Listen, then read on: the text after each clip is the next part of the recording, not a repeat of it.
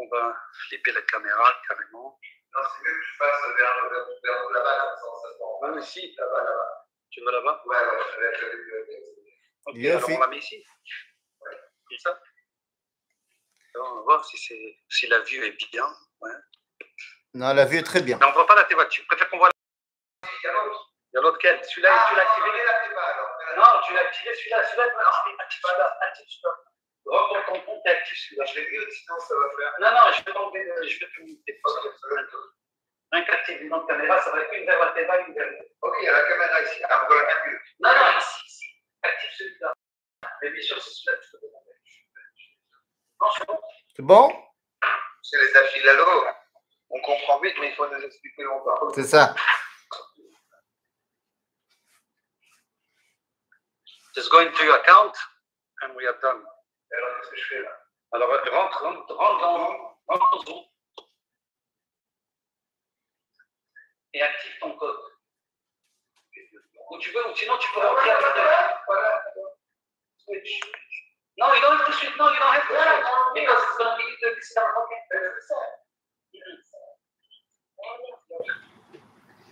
Okay. No, but it gives you the back again. No, it's there. So let's have it switch. Yeah, switch the camera. That's it. And this off. That's it. You're good. It's perfect. That's it. Okay. C'est bon? On est bon. Tu vois les deux côtés? Robert Fictionson, tu vois les deux côtés? Je vois. Attends 2 secondes. Participant 5. Ok, c'est bon. Tu vois le côté du Echal et le côté arrière? C'est bon. That's it. Ok. Non, tu as plus besoin. C'est bon? Alors, c'est bon. Yofi. Yofi, parfait. Parfait. Alors voilà. Alors de votre point de vue, on a une vue magnifique. Chez moi, vous avez une vue magnifique sur ma cuisine. Donc comme ça, c'est parfait. C'est génial. C'est-à-dire que moi, je prépare le kidouche et vous faites la Torah. Ça va, on est bien. C'est super. Top, les amis, je suis très, très, très ému et heureux de pouvoir... je sais pas, c'est pas le premier shiur dans votre nouvelle synagogue parce qu'il y a eu la bar mitzvah la semaine dernière. Alors, vous avez parlé de 3 choses de Torah la semaine dernière, j'imagine. Mais bon, c'est un grand honneur, c'est un grand honneur. Et on va essayer de faire honneur justement à l'endroit et à la communauté. Donc justement, le but de notre étude aujourd'hui, c'est de voir comment on va réussir à réaliser le projet, sinon pas le projet, un des projets centraux du don de la Torah. Et donc, j'aimerais qu'on voit à qui s'adresse cette Torah. Parashat Mishpatim, c'est la paracha qui fait suite à Yitro, évidemment, qui fait suite au Mahamad Har Sinaï. Mais j'aimerais qu'on pose la question, à qui s'adresse la paracha? Comment ça? Qu'est-ce que c'est que cette question? Et bien, en fait, cette question, elle vient à cause de Rashi. Rashi, dans le début de la paracha, nous dit Ve'ele ha-mishpatim asher tasim lifnehem, et voici les mishpatim que tu mettras devant eux. Et Rashi dit, à chaque fois qu'il y a marqué Ve'ele, ça rajoute sur ce qui a été marqué avant. Lorsqu'il y a marqué Ele, ça enlève ce qui a été marqué avant, mais lorsqu'il y a marqué Ve'ele, eh bien, ça rajoute ce qui a été marqué avant. Et la question, c'est la chose suivante, nous dit Rashi, Ma'ele misinai, af ele misinai. C'est-à-dire, de la même façon que les 10 commandements ont été donnés au mont Sinaï, eh bien, les mishpatim aussi ont été donnés au mont Sinaï. Le problème, c'est, ok, c'est très gentil, Rashi, mais si tu m'avais pas dit ça, est-ce que j'aurais pu penser que la parasha de Mishpatim n'a pas été donnée au mont Sinaï? C'est la suite logique. Il se passe 5 minutes entre la fin d'Yitro et le début de Mishpatim. Donc pourquoi est-ce que j'aurais pu imaginer que la paracha de Mishpatim n'a pas été donnée au mont Sinaï? Eh bien pour une raison très simple. Commence la paracha en disant Ki tikne eved ivri. C'est-à-dire que le premier sujet abordé par la paracha, c'est le sujet de l'esclave juif. Attention, esclave juif, quoi? Est-ce qu'il s'agit d'un esclave que j'ai été acheté au marché aux esclaves? Eh bien non. Nous dit tout de suite, non, malheureusement, ça existait à l'époque. Et il y avait des esclaves juifs qu'on pouvait acheter au marché et tout ça. Mais là, c'est pas de celui-là dont on parle. Là, on parle, nous dira Rashi, et qui cite le Talmud, et nous dira en fait, il s'agit d'un homme qui a volé, qui n'a pas de quoi rembourser. Vous savez que la prison n'existe pas dans la Torah, et donc pour rembourser sa dette, il va faire des travaux d'intérêt généraux. Il est vendu par le Beth Din à une famille chez qui il a fait le dommage, ou alors chez une autre famille. Il va travailler, et comme ça, il pourra rembourser sa dette. Bon, très bien. Seulement tout de suite, pose la question. Mais attends 2 secondes. Comment est-ce possible qu'il ait volé? Il y a marqué dans les 10 commandements Lotignov. Il y a marqué tu ne voleras pas. Donc comment est-ce possible que lui, il a volé? C'est pas normal. Et là, tout de suite, on va te dire, au niveau de la halakha, on va te dire non, mais Lotignov dans les 10 commandements, ça fait référence au kidnapping. Il y a marqué Lotignov. Et donc de là, on va commencer la paracha en te disant la Torah, elle parle à tout le monde, à tous les membres du peuple juif, que tu la respectes ou que tu ne la respectes pas. Afalpi shechata Israël hu. Bien qu'il ait fauté, il fait quand même partie du peuple juif. On va pas te lâcher, mon ami. Ça veut dire quoi, on va pas te lâcher? Ça veut dire qu'on n'est pas prêt à abandonner une partie du peuple juif parce qu'il aurait ou pas fait bien la Torah. La Torah, elle est pour tout le monde. Elle a été donnée à tout le Ham Israël. Je vous rappelle cet enseignement extraordinaire de Yonatan Ben Uziel. Lorsqu'on a vu la fin de la paracha de Yitro, on nous a dit Atem reitem ki min hashamayim dibarti imachem. Vechol ha'am ro'im et hakolot. Mazé ro'im et hakolot. Et bien nous dit Yonatan Ben Uziel, de la même façon que Atem reitem nous dit vous avez vu, nous dit Yonatan Ben Uziel, les Bnei Israël ont vu comment la voix sortait de la montagne et rentrait de manière différente dans chaque oreille de chaque membre du peuple juif, en fonction de ce qu'il comprend. En d'autres termes, l'enseignement de la Torah, il est pour tout le monde. Oui, mais attention, à partir du moment où on a dit qu'il est pour tout le monde, eh bien, on a un problème. Parce que si l'enseignement de la Torah est pour tout le monde et qu'on comprend chacun différemment, comment on va faire pour se mettre d'accord? Comment on va faire pour être tout le monde ensemble? Eh bien, dans la paracha, nous avons énormément de versets qui vont traiter de la vie au quotidien, des litiges qu'il peut y avoir entre monsieur et madame. Nous dit la Gemara dans Masechet Baba Kama, Amar Rav Yehuda, Hayman de Be'el Me'eve Chassida. Comment deviens-tu chassid? Eh bien, il y a un avis qui dit qu'il faut faire tout ce qui est marqué dans le Masechet Avot. Ensuite, il y a un autre avis qui dit qu'il faut faire tout ce qui est marqué dans Masechet Brachot, mais l'avis retenu par Rav Yehuda, c'est qu'il faut faire tout ce qui est marqué dans Masechet Nezikim. Nezikim, c'est-à-dire Baba Kama, Baba Metzia, Baba Batra Sanhedrin. Mais en fait, c'est quoi ces 3 avis? Il y en a un qui te dit, si tu fais ce qui est marqué dans Masechet Avot, tu seras un chassid de Ben Adam Le'atzmo. Tu sauras quelles sont les midot à avoir dans le monde. Si tu fais tout ce qui est marqué dans Masechet Brachot, tu seras un tzaddik chassid dans ta relation à Dieu. Mais si tu veux être un chassid dans ta relation aux autres, eh bien, il va falloir étudier Masechet Nezikin, c'est-à-dire Baba Kama, Baba Metzia, parce que c'est là que tu vois la relation avec l'autre. Et là, nous apprenons un chidouche absolument extraordinaire. Qu'est-ce qui est mieux? De faire du bien à l'autre ou de ne pas lui faire du mal? Et c'est une grande question. Une grande question. Mais bien sûr. Alors, dans la société occidentale, on dit qu'il vaut mieux faire du bien à l'autre.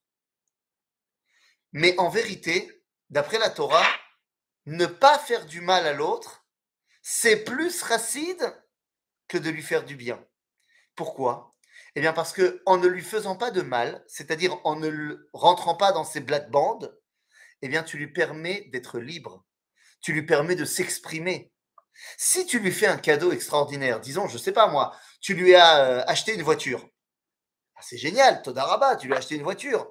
Oui, peut-être que lui, il n'avait pas envie de cette voiture-là. Maintenant, il n'a plus le choix. Alors évidemment, il va te dire merci, tout ce que tu veux, mais quelque part, tu es rentré dans son intimité. Faire du bien à quelqu'un, bah, évidemment, s'il est dans le besoin, il est dans le besoin, mais vous le savez bien, au niveau de la halakha, qu'est-ce qui vaut mieux pour quelqu'un qui est dans le besoin? Est-ce qu'il vaut mieux lui donner de l'argent, matana? Est-ce qu'il vaut mieux le faire en secret? Ou est-ce qu'il vaut mieux lui donner un prêt qu'il remboursera? Eh bien, il vaut mieux lui donner un prêt. Comme ça, il se sent libre. Et il dit, je te rembourse. C'est pas un cadeau. Tu m'as aidé, d'accord, mais je vais te rembourser. En d'autres termes, la Torah nous dit, il faut que tu gardes à l'esprit deux choses. La première, on est tous ensemble, mais on a chacun une expression différente.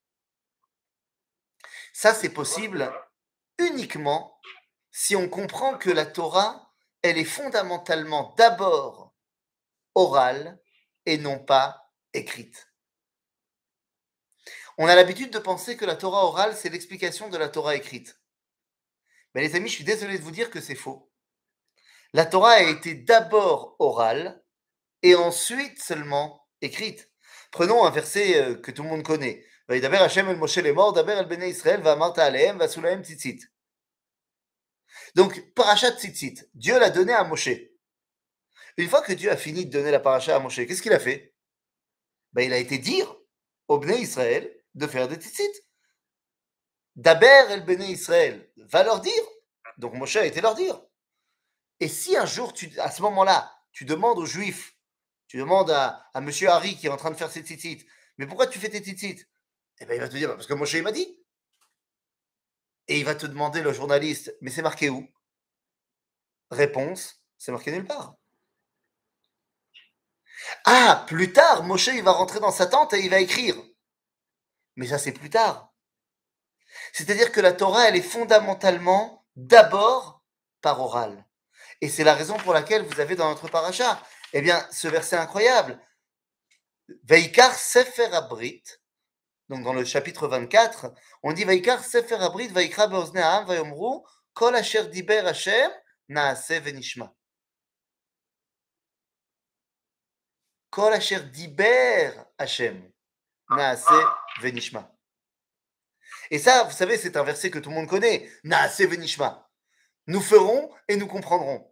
Comme s'il y avait un idéal d'être un petit peu bête dans la Torah et de faire sans comprendre. Non, Dieu nous a d'abord parlé. Kol asher diber Hashem. Donc j'ai compris quelque chose. Et une fois que j'ai compris quelque chose, je vais faire et je vais comprendre encore mieux en faisant. Mais j'ai d'abord compris une certaine dimension de la Torah.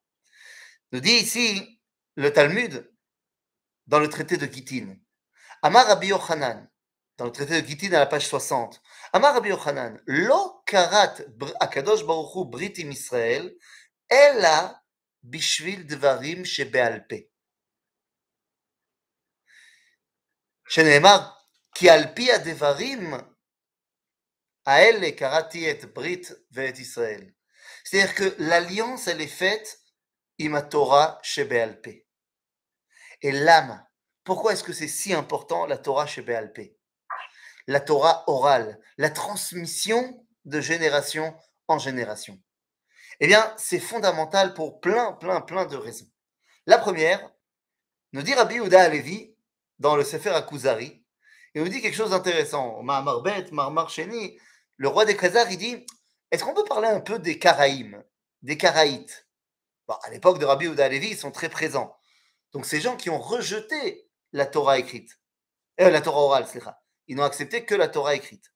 Eh bien, nous dit Rabbi Yehuda Halevi, tu veux que je te dise la différence entre nous et les Karaïtes? C'est très simple. C'est que nous, on peut manger ensemble Shabbat. Nous, on peut s'inviter les uns les autres. Alors que chez les Karaïtes, comme ils n'ont pas de tradition, chacun comprend le verset autrement et personne n'a confiance en personne et personne ne peut aller manger chez son prochain. Ah, chez nous, les Juifs, ça ne pourrait pas arriver que deux Juifs ne puissent pas manger ensemble pour des problèmes de cache-route. Pourquoi ça ne peut pas arriver? Nous dit Rabbi Yehuda Halevi il y a 900 ans. Ça ne peut pas arriver parce qu'on a une tradition. Et que donc on est sûr qu'on sait comment on faut manger cachère. Eh bien, la tradition, c'est la chose la plus importante, c'est celle qui va maintenir la cohésion du peuple juif. Vous savez, il y a à peu près 500 ans, il y a d'un groupe de juifs comme ça qui sont arrivés voir Rabbi Moshe Isserles, le Réma, le Shulchan Aruch des Ashkenazim. Il est venu le voir, enfin ce groupe-là est venu le voir et on dit, on a entendu dire qu'il y a des gens dans une communauté un petit peu éloignée qui boivent le vin des goïms. C'est terrible. Alors vas-y, fais un grand texte, comme ça tu les exclus de la communauté, qu'on ne peut plus être avec eux, machin. Et le Réma, dans un livre qui s'appelle Sheelot Utshuvot Arema, Shoot Arema, dans le shoot 124, dans la question 124, il répond et il dit, bon d'abord je ne suis pas d'accord, c'est pas bien de boire le vin des goïms, aval, j'ai quelque chose à vous dire et j'ai peur de le dire. J'ai peur que si je le dis, les gens vont penser que je suis en train de permettre.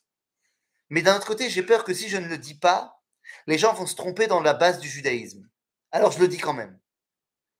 Et il dit, bien que je sois contre, et j'ai expliqué pourquoi je suis contre, yesh lahem al milismor. Et le plus important, c'est de ne pas les exclure du peuple juif. Parce que c'est pas parce qu'on n'est pas d'accord, voire même c'est pas parce qu'ils ont tort, qu'on va les exclure du peuple juif. Je prends cet exemple de Kashrut parce qu'il est marqué dans notre paracha. Dans notre paracha, vous avez ce verset que tout le monde connaît, le fameux Lo tevashel gedi bechelev imo. Seulement 2 secondes, quand est-ce qu'il apparaît dans notre paracha? Est-ce que vous vous rendez compte quand est-ce qu'il apparaît? Il apparaît dans le chapitre 23, verset Yuttet. Mais quand on regarde quand est-ce qu'il apparaît, on a l'impression qu'il est out of the world. Il sort complètement de tout. Pourquoi il est là? On nous dit, regardez, Shalosh regalim tachog li bashana.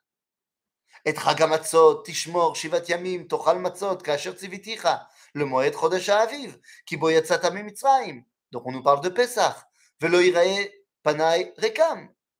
Donc très bien. Vechag hakatzir bikurei ma'asecha asher tizra basadeh. On nous parle de Shavuot. Vechag ha'asif betzet hashana beospecha et ma'asecha min hasadeh. Donc on te parle de Sukkot. Pesach, Shavuot, Sukkot, c'est les fêtes. Quel rapport maintenant Shalosh pa'amim bashana yirae kol zechurecha et penei Adon Hashem. Il faudra que 3 fois par an, tu vois Akadosh Baruch Hu quand tu vas au Beth Amikdash. Ok. Lo tisbach al chametz dam zifri. Ça, c'est en rapport avec Pesach. Lo yalin chelev chagiat boker. Reshit bikurei admatecha tavi bet Hashem Elohecha. C'est en rapport avec les bikurim, avec Shavuot. Et là, on te dit, Lo tevashel gedi bechelev imo. Mazé kashour. On t'a parlé des fêtes, et maintenant on te parle de ça. Les amis, comme vous le savez, le Lo tevashel gedi bechelev imo, c'est le verset de base de toute la cacheroute. Quand est-ce qu'on le voit? Eh bien, on le voit qui vient faire la conclusion d'une série de versets qui n'a que pour but de nous séparer des goïms. Les fêtes, c'est shelanu. Et on va même te donner, pour être sûr que c'est de ça qu'on parle, un verset de halacha par rapport à la fête qui fait contre les goïms. À Pessah, les goïms avaient l'habitude, à cette époque du renouveau, eh bien, ils avaient l'habitude de quoi? De faire un sacrifice et de l'échol à la dame, de manger avec le sang et de s'approprier les forces, machin. Lo tisbach al chametz dam zifri. Nous, eux, ils font ça, nous, on ne fait pas ça. Reshit bikurei admatra. Quand les goïms, ils avaient le début de leur champ qui était comestible, eh bien, ils faisaient une grande fête pour manger. Toi, tu dis non, Reshit bikurei admatra, tavi bet Hashem Elohecha. Les bikurim, tu les amènes à Kadosh Baruch Hu. Et nous dit Rabbi Yitzhak Abrabanel, son commentaire de la Torah, il dit, ouais, mais alors quel rapport entre Lo tevashel gedi bechelev imo et Sukkot? Eh bien, nous dit Abrabanel, c'est extraordinaire, il dit, Kmochen achare iyun basfarim akadmonim. Il dit, j'ai étudié dans les Sfarim. Il dit, ok, alors? Eh bien, il dit, il y a marqué, Nimtza barur shaya minag az etzel ovdei kochavim. Il y avait un minag chez les goyim. Kayom roim shebemalchut Angleterra, en Angleterre, on fait toujours ça. Mamshichim oto aminag shebastav aroim ochlim gedi bechalav lechvod chag aroim. Il veut dire en Angleterre, il y a toujours ce minag-là que à l'automne, les bergers ils font une fête qu'ils appellent la fête des bergers, et ils mangent un gdi bechalav, un agneau, enfin un chevreau dans du lait. Donc nous on te dit dans la Torah, lo tevashel gedi bechalev imo. Mais attendez 2 secondes. Donc ça veut dire que ce verset vient conclure une liste de choses qui nous séparent des goïms. Parce qu'en fait, c'est ça la cacheroute. La cacheroute, c'est quoi? C'est comment se séparer des nations et donc nous rapprocher les uns les autres au sein du peuple juif. Parce que si ta cacheroute, comme disait Manitou, ta cacheroute te cache la route, et qu'à cause de la cacheroute, eh bien, tu vas te séparer de ton ami, ou alors pire, tu vas te séparer de tes parents. Parce que toi, tu as fait tchouva, alors maintenant tes parents, ils mangent plus assez cachère. Et donc, tu vas plus manger chez tes parents. Chas v'shalom. La massorette. Je te dis pas que tu as le droit d'aller manger pas cachère, bien évidemment. Mais la massorette, elle va faire que ça va être beaucoup plus facile de rester ensemble. D'ailleurs, qu'est-ce que ça veut dire? Lote vachel gedi bechelevimo? Littéralement, qu'est-ce que ça veut dire?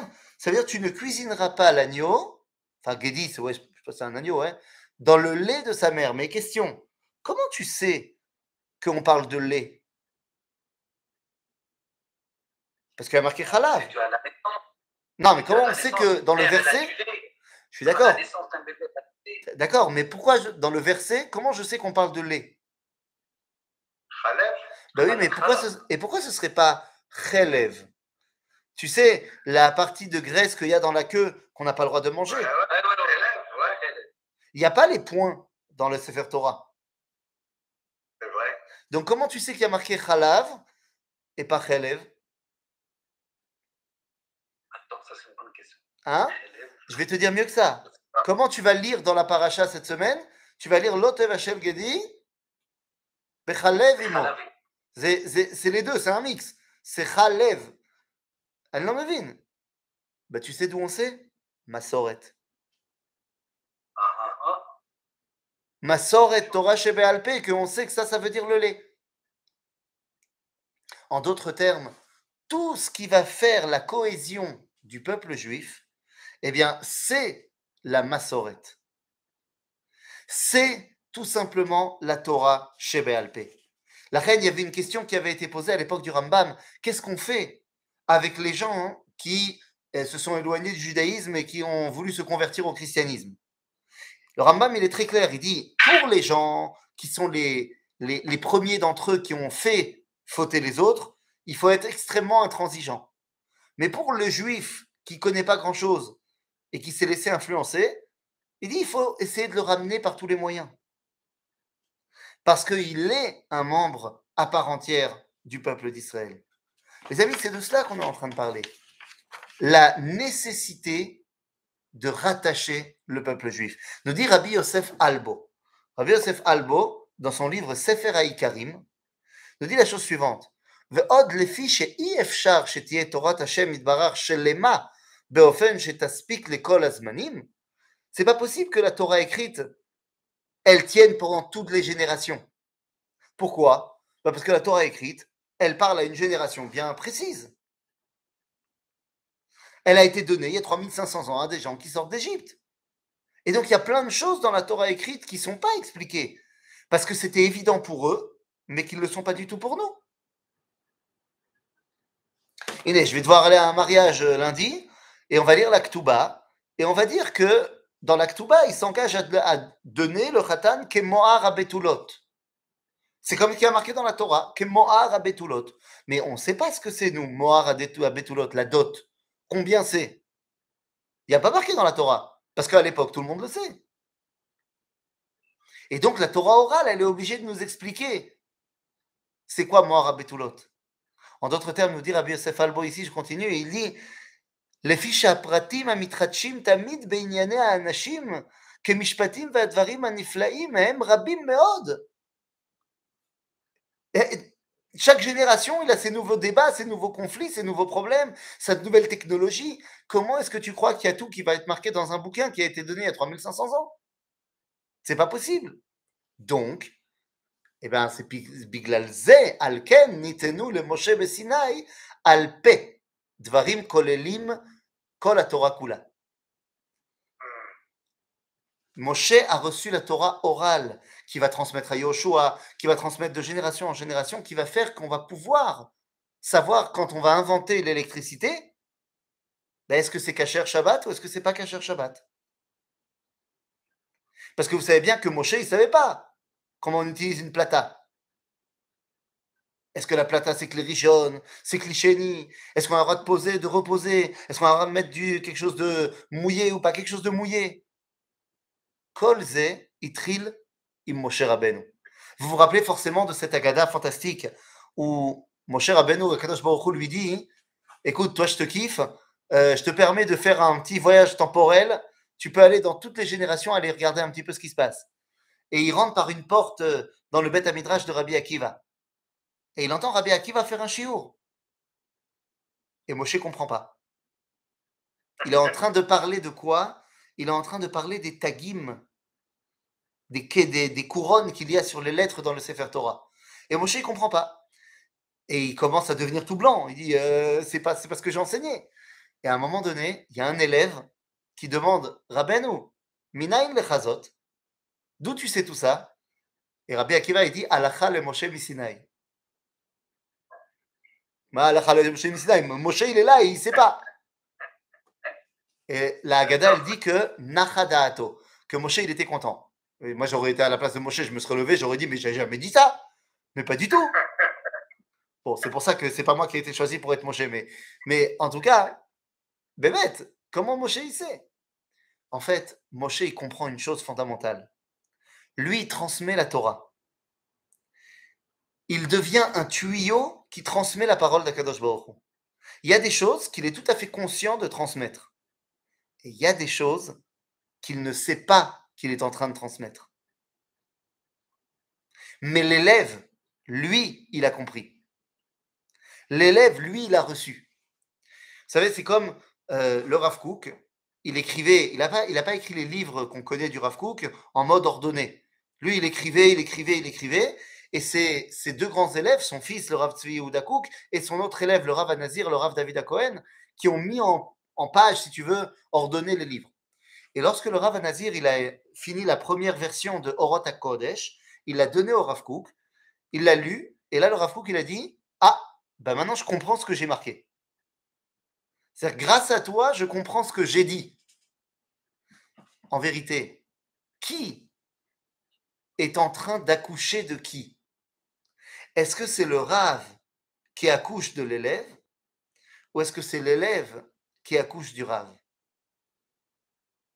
Socrate avait l'habitude de dire, ma mère, elle était sage-femme et elle accouchait des corps, moi, j'accouche des esprits. Alors, c'est très philosophe grec, mais nous, on ne dit pas ça. Comment on appelle chez nous un Rav? Un Rav, on l'appelle un Talmid Chacham, c'est-à-dire qu'il est Talmid Shel Ben Adam Chacham. Il est l'élève de quelqu'un qui était sage. En d'autres termes, quand Harry va enseigner le droit à la fac, comment on sait que c'est un bon prof? Parce qu'il y a 3000 élèves qui se battent à l'intérieur de l'amphi. Donc on sait que c'est un bon prof. Mais dans le Ham Israël, quand il enlève sa casquette de droit et qu'il met sa casquette de Talmid Chacham, la question n'est plus de savoir combien il y aura d'élèves au cours. La question est de savoir de qui il a reçu sa Torah. Shelmi à Torah Azot, c'est qui ton maître? Et c'est pour ça que vous remarquez que nous, quand on parle d'un grand personnage, on dit, regardez, vous avez vu ce Rav, c'était l'élève de... Voilà. Parce qu'en fait, elle n'est pas à nous, la Torah. Nous, on transmet quelque chose, et il est possible que l'élève, il entende des choses que nous, on n'a jamais su qu'on avait dit. C'est ce qui a marqué noir sur blanc dans Pirkei de Rabbi Eliezer. Rabbi Eliezer ben Orkenus. Rabbi Eliezer ben Orkenus, Le Talmud nous dit que les olam lo amar davar shelo shama mipi rabo. Il n'a jamais dit quelque chose qu'il n'a pas appris de Rabban Yochanan ben Zakkai, son maître. Et un jour, il y avait une grande fête, dit Perké de Rabbi Eliezer, Rabban Yochanan ben Zakkai, il a vu que est venu à la fête Urkenus, le père de Rabbi Eliezer, qui lui avait mis des bâtons dans les roues au début, il ne voulait pas qu'il étudie la Torah, tout ce que tu veux. Et donc, pour montrer qu'il a eu tort, eh bien, Rabban Yochanan ben Zakkai a dit à Rabbi Eliezer, allez, fais-toi le Dvar Torah, tu vas montrer à ton père ce que tu sais. Et Rabbi Eliezer, il a dit, mais Rabbi, ça ne sert à rien, tout ce que je sais, ça vient de toi. Il lui a dit, Bechol Zot. Et Rabbi Eliezer, il a fait un Dvar Torah, et nous dit, Pirkei de Rabbi Eliezer, Shelo, ce qu'il a dit, Lo shma'an ozen me'olam. Aucune oreille n'avait jamais entendu ça, y compris les oreilles de Rabban Yochanan ben Zakkai. En d'autres termes, l'élève vient d'accoucher du Rav. Il vient de faire prendre conscience de ce qui était passé par le Rav, même si le Rav, lui, n'en avait pas conscience. Eh bien, les amis, tout ça, c'est les fondements même du judaïsme dans ce qu'on appelle Torah Sheba'al Peh. La Torah Sheba'al Peh nous permet de rester connectés de génération en génération et entre nous également. Pourquoi je dis ça? Parce que lorsque un juif errant de Pologne, comme moi, va venir dans une synagogue de juifs marocains, comme chez vous. Errant aussi.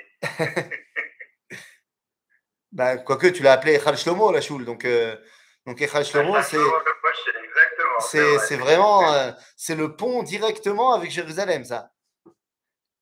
Et la question, c'est, moi, je vais rentrer dans la synagogue, je vais être choqué. Je vais dire, c'est pas une synagogue, ça. C'est pas de chez moi. Je peux pas prier ici. D'abord, ils ont mis les bancs tout autour de la Teva. Chez moi, c'est pas comme ça. Une synagogue, c'est comme une église. Il y a les bancs qui sont les uns derrière les autres. Et la Teva, elle est devant. Donc, c'est peut-être pas. Et puis après, je vais les entendre chanter. Je vais dire, attends, c'est pas. Hein? Moi, les Cosaques en Pologne, ils chantaient pas comme ça. Donc, c'est pas ça. Les Cosaques qui pleurent.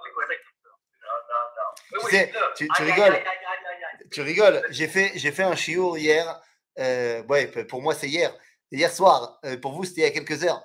J'ai fait un shiur. J'enseigne à un petit groupe de jeunes comme ça. La Gemara. Et je leur enseigne le Hamoud Yomi. Pas le Daf Yomi, parce qu'ils n'arrivent pas autant. C'est des gens qui n'ont jamais étudié la Gemara, plus ou moins.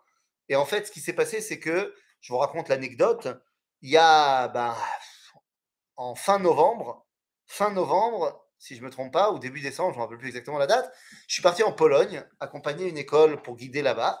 Et oui, je vois. Alors moi, je fais le Daf Yomi, et pendant le voyage, on est arrivé à la fin du traité de Ta'anit. Donc j'ai fait le Siyum là-bas avec les professeurs, machin. Et le lendemain, on commençait Masechet Megillah. Alors il y avait un mec qui était à côté de moi, un de ces mecs-là de ce petit groupe. Je lui ai dit, tu sais quoi? Viens, commence avec moi. C'est pas long Megillah, c'est pas trop difficile. Viens, on commence. Alors ça a tenu une journée. Parce qu'on était dans le bus tous les deux, et donc je ne l'ai pas lâché, on a fait le DAF. Mais après, on est rentré en Israël, et chacun truc, et donc on a arrêté d'étudier. Enfin, lui, il a arrêté d'étudier avec moi. Et au bout de 2 semaines, je lui ai dit, alors, qu'est-ce qui se passe? On arrête?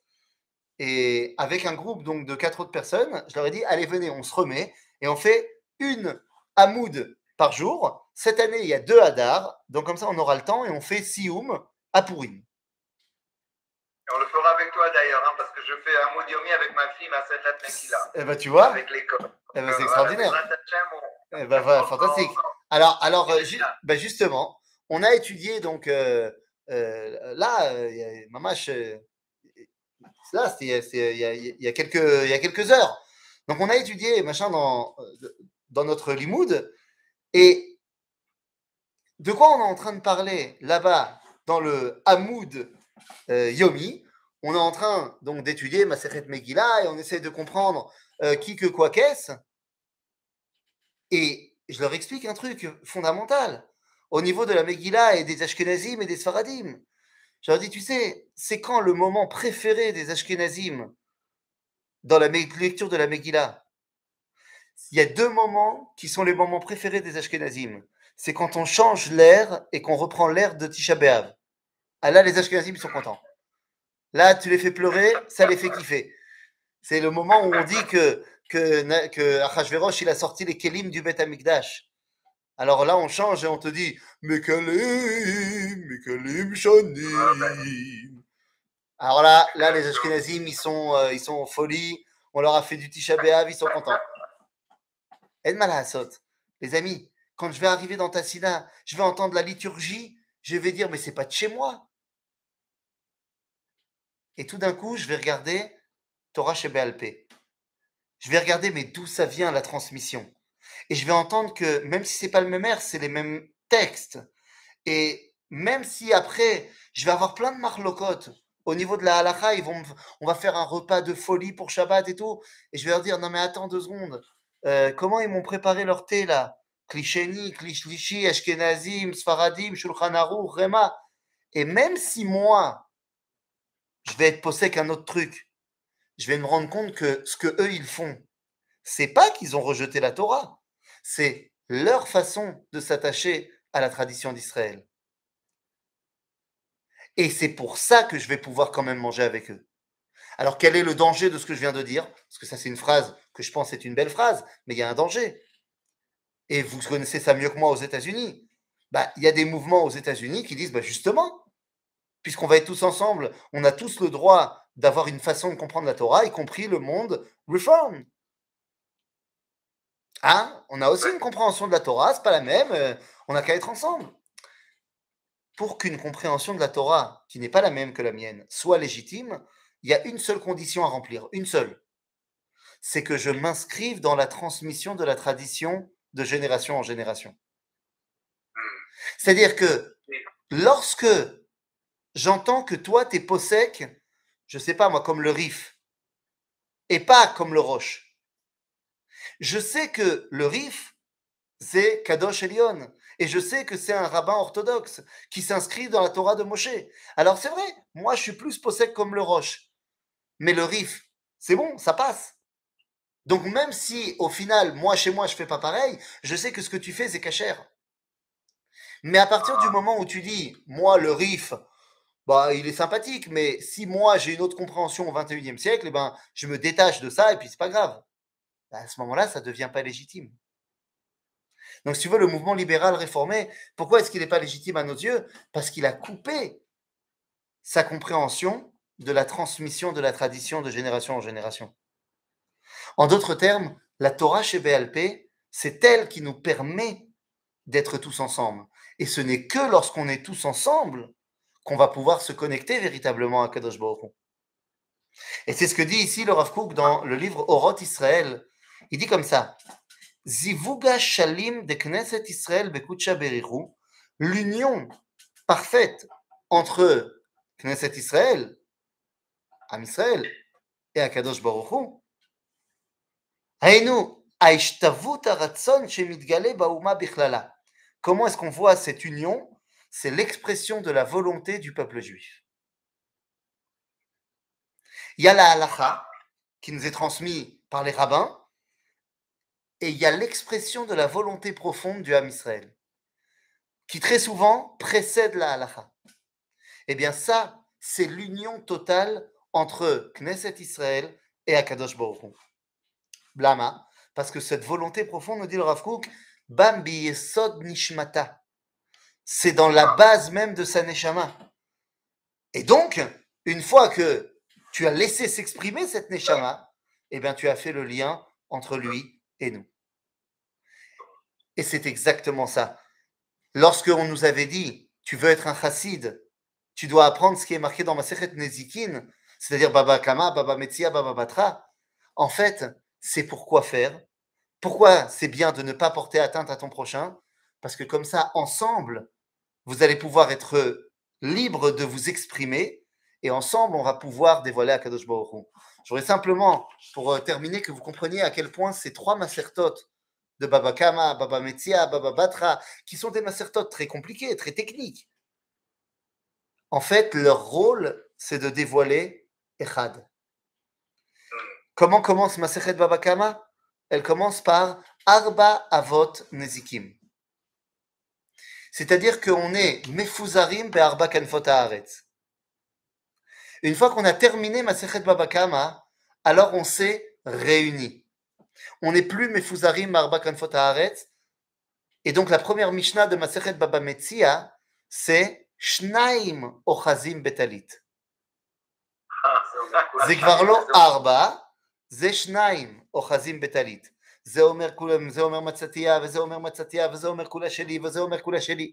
בסדר, on a tous, à un moment donné, dû se casser les dents sur ces Mishnayot-là. D'ailleurs, rappelez-moi, c'est qui les premiers qui se sont disputés avec Shnei Ochazim Betalit? C'est quoi la halakha? 2 secondes, on fait un peu de pile-poule. Ça ne peut pas faire de mal à cette heure-là. Non. C'est quoi? Toi, tu tiens un talit, moi, je tiens un talit. Où est-ce qu'on coupe? On ne rappelle plus. Parce que la Mishnah nous dit Shnei Ochazim Betalit. Dans les 2 qui tiennent, eh bien, Yachaloku. On va la couper, machin. Mais c'est pas ce que je tiens. Ce que je tiens, c'est à moi. Ce que lui, il tient, c'est à lui. Imagine, nos 2 mains se collent. Alors, on coupe au milieu et il n'y a aucun contact entre nous 2. En fait, ce qui se passe, c'est que moi, je tiens à un endroit, toi, tu tiens de l'autre côté, et toute la partie au milieu, on va se la partager. Et bien, les premiers qui ont fait ça, c'est Moshe Rabbeinu et Akadosh Baruch Hu. Lorsque Akadosh Baruch Hu donne les louchot à Moshe, c'est dans notre paracha, eh bien, Moshe récupère les louchot. Seulement, on nous dit la Gemara, les louchot, elles faisaient 6 tfachim. Et Moshe, il tenait 2 tfachim, et Akadosh Baruch Hu, il tenait 2 tfachim. Donc, il y avait 2 tfachim au milieu. Yachaloku. C'est-à-dire qu'il y a une shutafout maintenant entre la Torah qui est donnée dans les cieux et qui arrive ici. Shnei Ochazim Betalit. Et donc, une fois qu'on est passé de 4 à 2, eh bien, on peut arriver à la Masechet Baba Batra, qui dit quoi? Ashutafim sheratzu la'asot mechitza achat bachatzer. Bonim et hakotel באמצע. אנחנו כבר לא שניים, אנחנו שותפים ובונים מחיצה אחת. Et donc, tout le rôle de Masechet Nezikin, de Mishpatim, de Parashat Mishpatim, est de faire en sorte qu'on puisse ensemble dévoiler le Echad ve'yachid ve'en bilto. Et ainsi, Nuchal la'agid kol asher diber Hashem, na'aseh ve'nishma. Shabbat, Shalom, lekoulam. Shabbat Shalom, Kvod Harav, exceptionnel. 2 choses je voulais te dire. D'abord, on vient de recevoir